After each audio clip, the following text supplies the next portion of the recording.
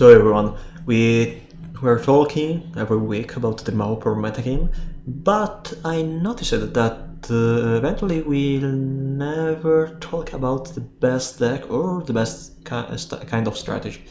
So we are taking a look at basically Ferment decks, various Monarch decks, and Affinity.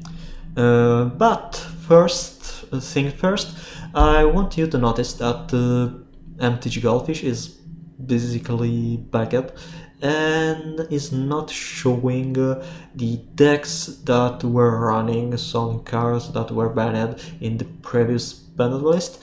I mean, it's not showing Affinity at all.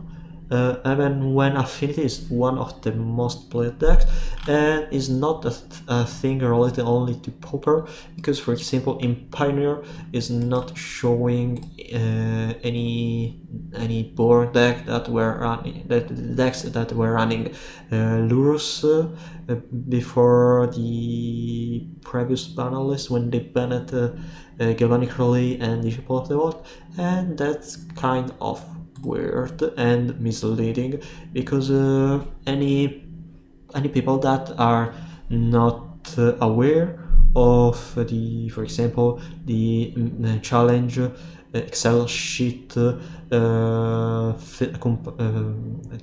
you can find on Castle of Commons Pauper Discord server, probably are not aware that Affinity is still one of the most played decks.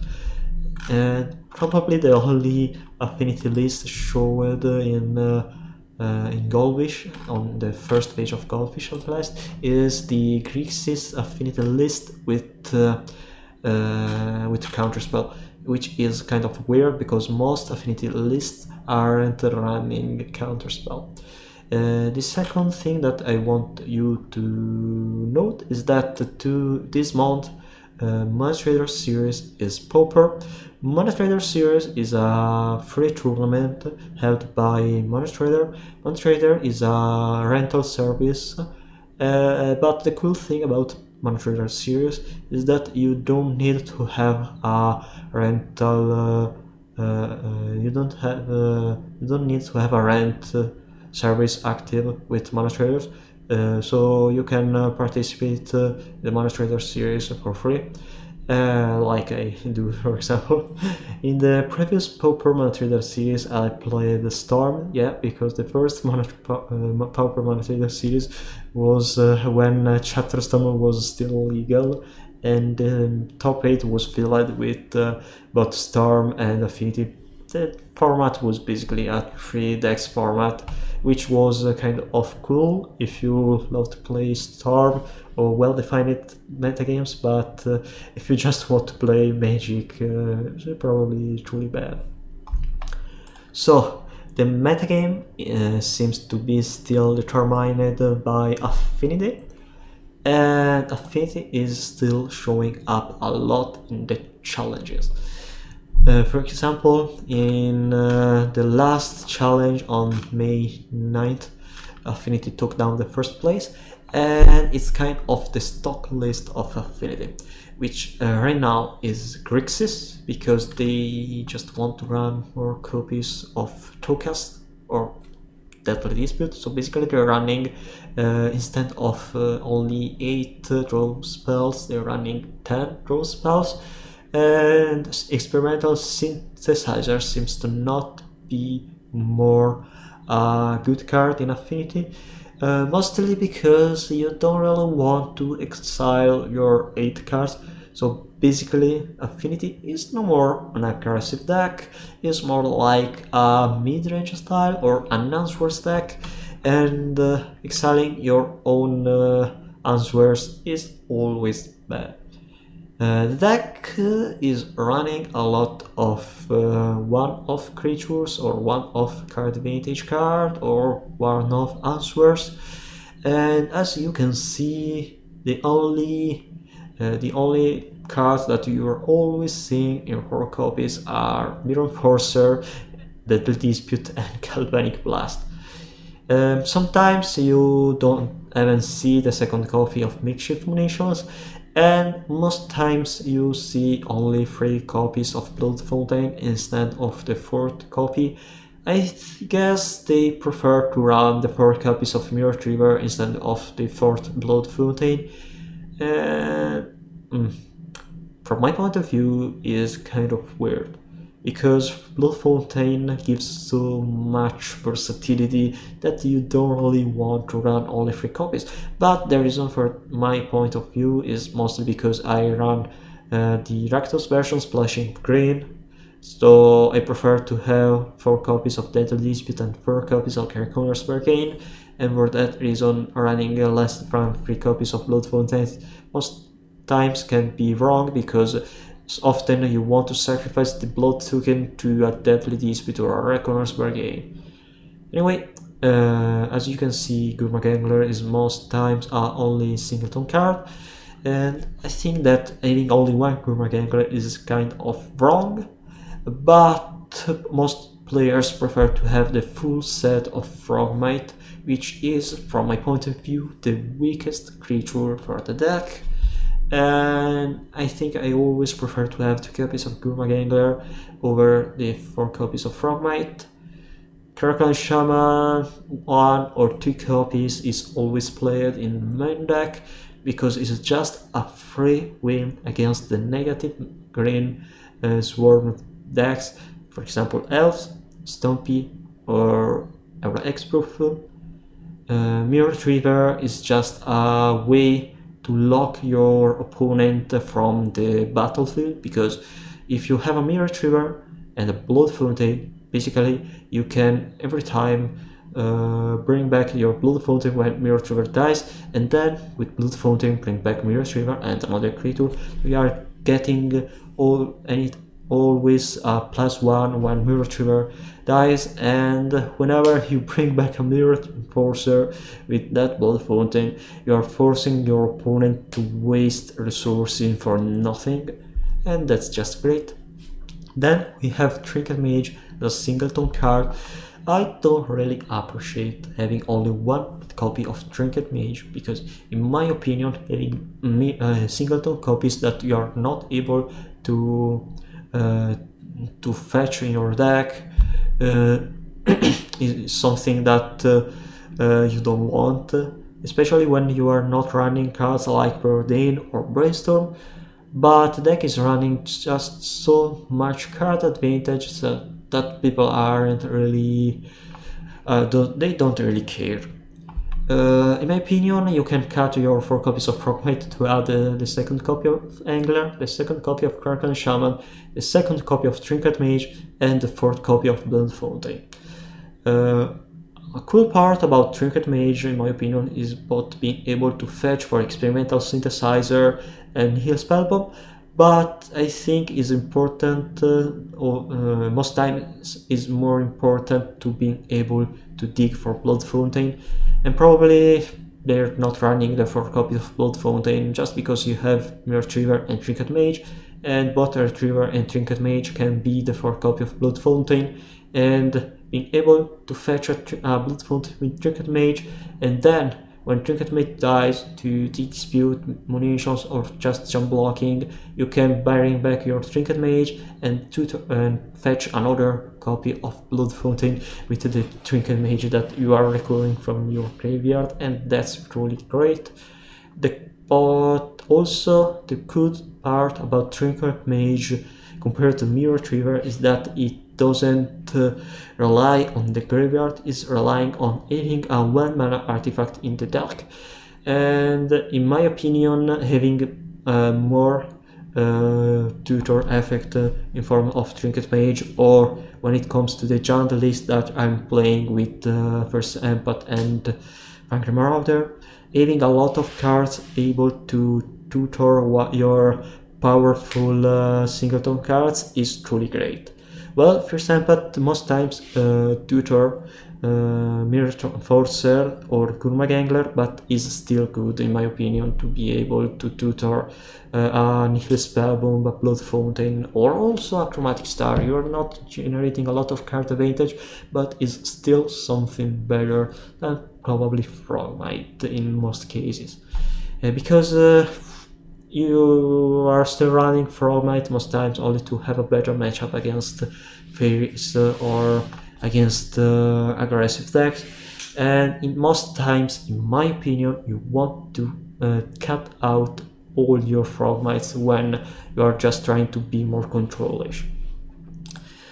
Demon Fairies doesn't have really anything different compared to the previous metagames. Is still playing Monarch, and in my opinion, with the Commander Legend, eventually Fairies would get another powerful Monarch or Monarch-like card in form of the Initiative.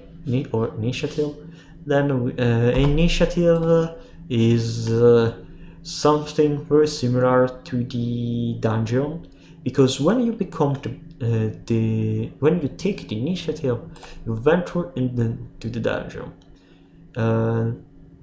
When one or more creatures a player controls deal combat damage to you, that players take the initiative, so it works in the same way as the Monarch works, where that part of this is not even a treasure, it's not even a token, it's a status similar to the Monarch. And when you take the initiative and at the beginning of your upkeep, you venture into the Undercity as the same way as you do for the dungeon. But what exactly the Undercity does? Well, I think is very powerful in a similar way to the Monarch, because it gives you most time a +1 effect. It allows you to go it allows you to speed up the game in your favor. The first room is just a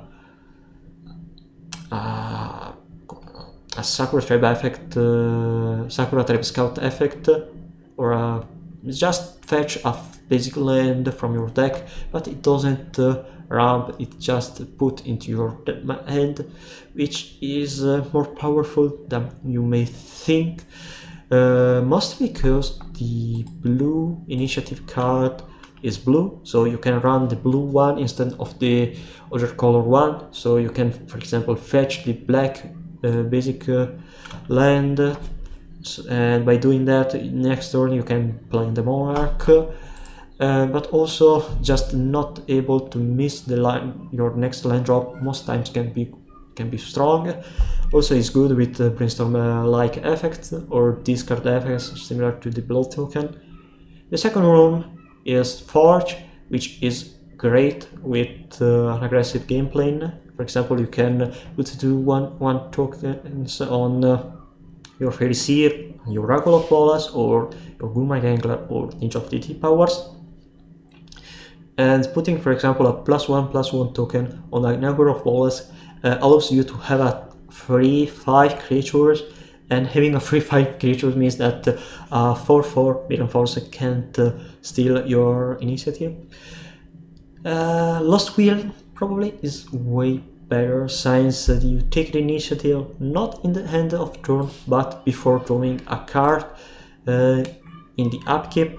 So if you scry 2 and then draw a card, you are able to dig better, trying to find an answer or a threat. Because waiting to find a threat is good when you have the Monarch or the Undercity, so you can put pressure on the battlefield, forcing your opponent to answer first to your threat and then trying to take your Monarch, for example. And eventually you can also try to find your Snuff out, Lightning Bolt, which is great. Trap in Arena and Stash are in the third room. I think that Trap could be the most powerful in late game, because dealing 5 damage is really great when you are trying to kill as fast as possible your opponent. Stash is just another way to get mana, which is kind of meh. I think it's not good, but it's better than nothing.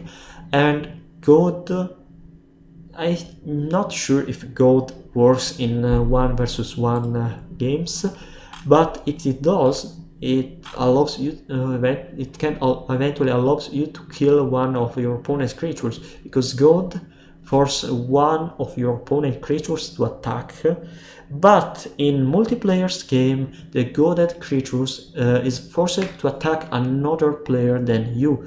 So multiplayer is simple, is how it works, the mechanic, but in 1v1 games how it works, because if the goaded creature is not forced to attack you because you aren't an opponent different from the opponent that goaded that creature, it doesn't work at all. But if the goaded creatures works as you maybe intend it in a 1v1 game, so it's forced to attack because you forced the creature, and the goaded creatures attacks each combat if able, and attacks a player other than the corner other than the player that goaded it if able.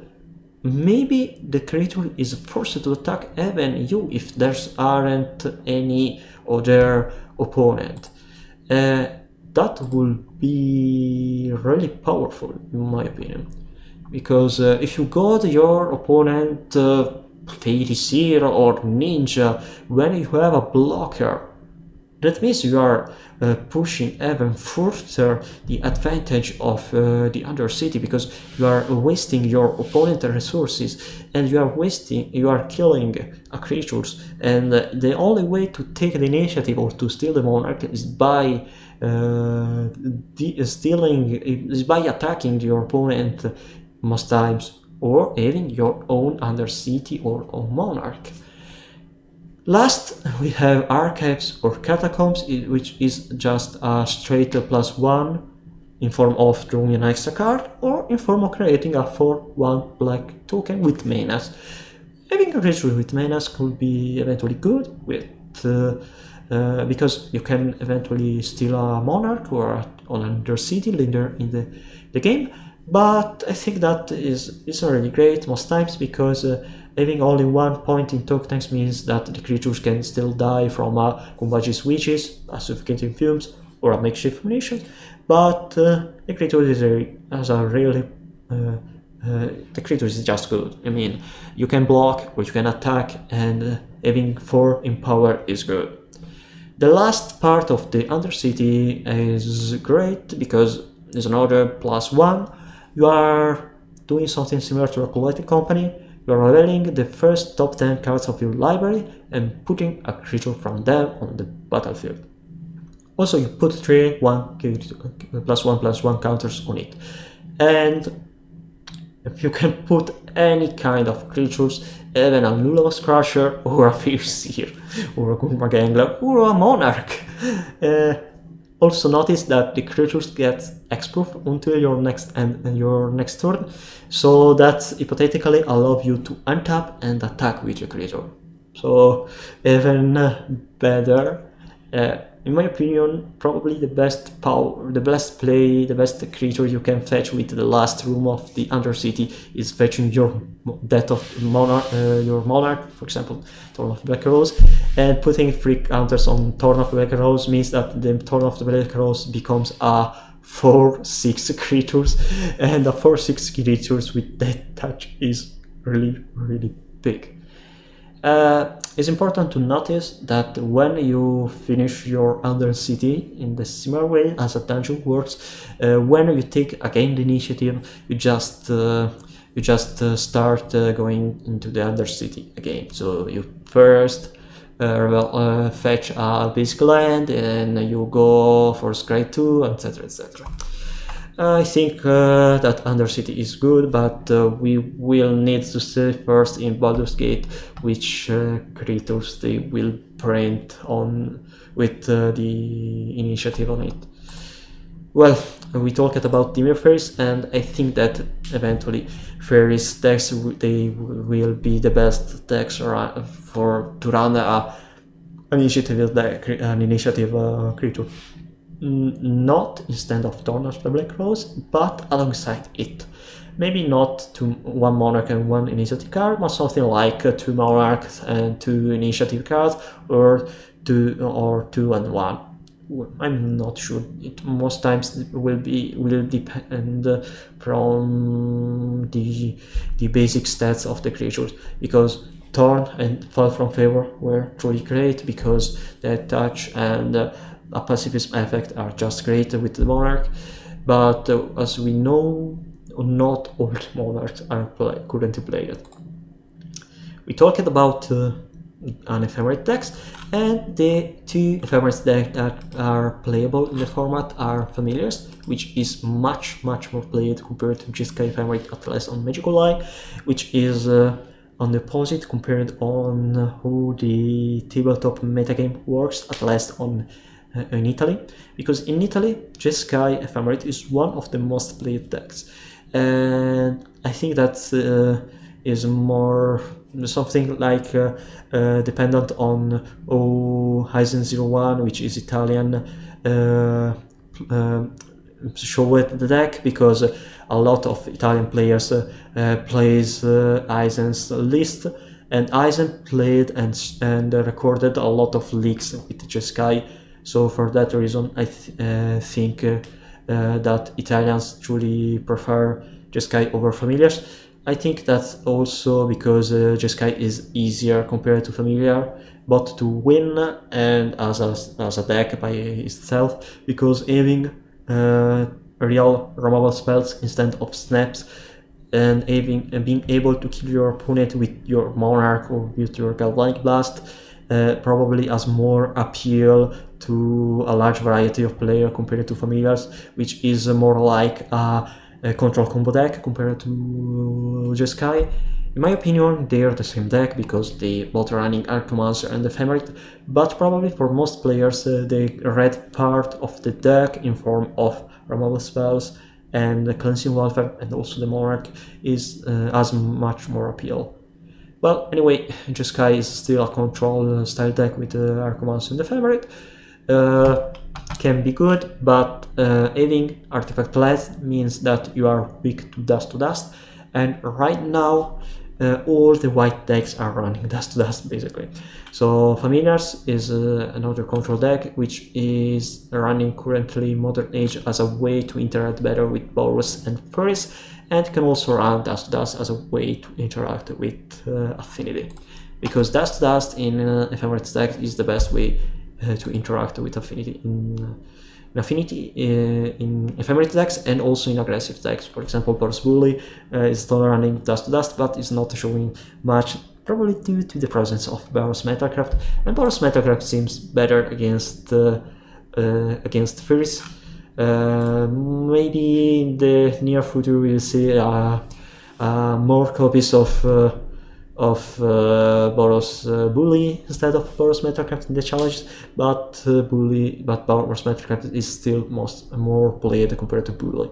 And as you can see, Dust, Grey Shaman, even Revoke Existence can be played in a lot of slots in their sideboard, so it's not a bad matchup for Affinity, but thanks to Dust, post side, and cards like Heralded Pheasant, Glintook, and Korska Fisher can somewhat trying to play an even matchup against Affinity. I prefer to play the Affinity role in the matchup against Boros, but I still think that Boros Metalcraft can have a lot of cool cards against Affinity.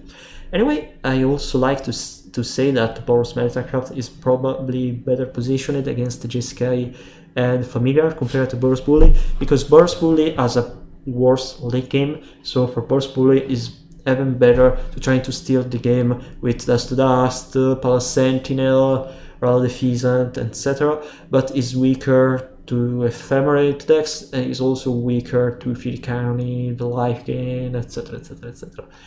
So Boros aggro is better against Fairies, is better against Ephemerate control decks, for that reason I think that I'll place Boros Metacraft not as a best, not as a tier 1, but it's better than tier 2, so we can consider it as tier 1.5 deck, and most times is not one of the best decks, because a lot of decks like Boggles or even Gruul Ponza are showing, and they seem to be better positioned against Boggles than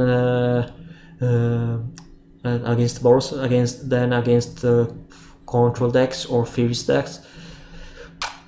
There's also Blackburn or Madnessborn, which is seems to be a linear deck, well positioned against Jeskai or against Boros or even against Fairies. In my opinion, is not well positioned against Fairies, but could be better compared to Redborn, because having a lot of Madnessborn spells means that you are running a lot of burn spells that cycle themselves, and you are also not running a lot of 1 mana burn spells, which is important because Spellstutter Sprite against Mono Redborn is the best card, is the best counter spell, and Redborn usually die to Spellstutter Sprite, counter up 1 mana spell, attack with Sprite, ninja on Sprite, bring back Sprite, counter another spell. This version of Burn is a lot grindier and has a weird mana curve thanks to the Madness spell, and for that reason is better compared to Mono Redburn against Fairies. And eventually it's also better against Boggles, because Boggles is a terrible matchup for Mono Redburn, but when you are running Generous Edict or Diabolic Edict, well, your matchup against Boggles or Mono White Heroic improves greatly. And for that reason, you may consider Rakdos Burn something like a tier 2 deck, or similar to Boros Metacraft, a tier 1.5 deck. In my opinion, the deck is good if you want to play an aggressive burn deck.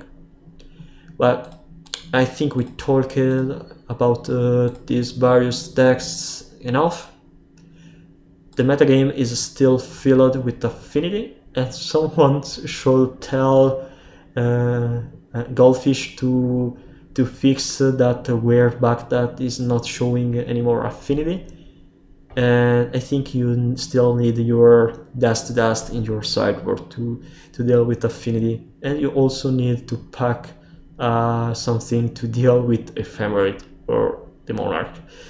I think it's also important to notice that the Goblin combo seems to be even better, or eventually people is noticing that Goblin combo is good, but is kind of weird if you consider that Affinity is running both Crackling Shaman and Munitions, but Goblin combo is probably the best combo deck in the format, because it's running a lot of interaction and a lot of card advantage, and that means that is another card advantage and the interactive deck, which is just proving my point of that the best deck in the format are running a sort of card advantage or a sort of engine that are allowing them to be interactive in certain matchups, or to have a lot of card advantage. Okay guys, that's all for today. We'll see you in the next week with some Twitch streaming or YouTube upload.